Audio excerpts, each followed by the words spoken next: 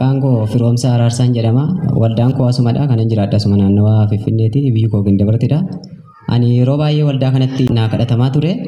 Fiigichaan fiigaa yeroo baay'ee bara jalqaba duraa otoon biyya alaa deemee hin beekin jalqaba duwwaa paaspoortii duwwaa irratti naa kadhatanii Waaqayyo si milkeessaa deemii naan jedhanii yeroo sunii fi waggaa sunii waggaa lamaan darbedha. Chaayinaan deemee akkuma isaanii paaspoortii duwwaa irratti paaspoortii duwwaa fideen asitti harka isaaniitiin rukutanii maqaa Yesuusiin kana booda si rukutameera deemi naan jedhan.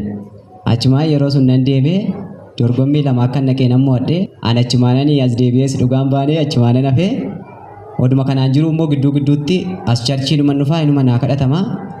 Akkasuma immoo bara darbes immoo atileetota muraasa wajjin dhufneetti asitti Duubaay dorgommii dhaquudhaan kadhachiifannee torbee har'aa jechaadha. Torbee isa roobii har'aa kana isaanitti bilbilee tananii waan isaan beeku akkasitti kan darbesii ani baay'een qoramee haalli fiigichaa kuni yeroo darbe fa'aa milkaa'ee jedhee tananii iddoo badhaasaa ga'een keessaan bahee haala akkasiitti baay'ee dhugaas hin baane kan darbesiin jedheen.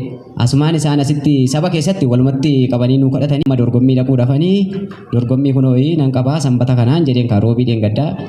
Waaqayyo si gargaara miilana haala addaatiin keessa ooltaa garuu kootutti dhugaa ba'i gochaa Waaqayyo si godhe silaa hin dhoskitaa. Kanaafin inni miilanaa kun karaa milkaa'umsa keessii ta'a milikkita argita kootutti asumarraan Waaqayyo kee dhugaa ba'i kana booda eebba guddaatti seentanaan jedhanii dhugaadhaan anan hoggaa kan shaffaa jaha ba'u miilana sadiin ba'ee meedaaliyaa kana achittan fudhadhee waancaan kun immoo warran kanaan dura fudhadheedha warra manaa qaqqabudha waan ta'eef isan fidee fi dhufee nama Waaqayyo kanaayi kabiraan immoo wanti ani dhugaa ba'uu barbaadu bara darbe abbaa koo dhukkubeet ture luka isaanii baay'ee dhukkubeet hospitaala Amboo geessaniitiin achitti baay'ee lukti isaanii hin madaa'e hospitaala Amboo qoricha uggasiif yaaduma kennaniitiin namni kun hin ta'u yookiis lukti isaa dhukkuba biraatti jijjiirameera yeroodhaaf qoricha kana fudhatee irratti ilaallaa lukti kun yookiis gara cituutti deemuus danda'a waan isaan beekamuu jedhani waggaa isa bara darbeechaadha.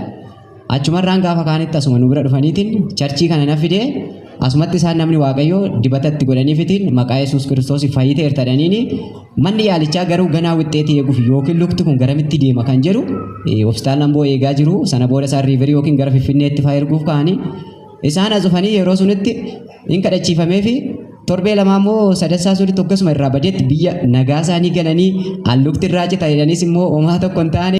Sababa kanaaf namoonni akka koorree namoonni akkanaa koottatii gochaa Waaqayyoo dhugaa baatii eebba isa guddaatti seenaan jedha. Kanaaf ani asirratti namoonni baay'een atileetonni faan baay'eetu kadhatameef nama baay'een beekan dhugaa rabbiitii koottatii dhugaa baa namoonni eebbi keessan isin jalaa qabame eebbi keessan gadi isin haa dhiifamu. Isa kanni dorgommii darbu godhe isa abbaa isaa lukurraa achituu hojii kana harka walitti buusaa gooftaa galateeffadha. Sirriitti harka keessa walitti galateeffadha.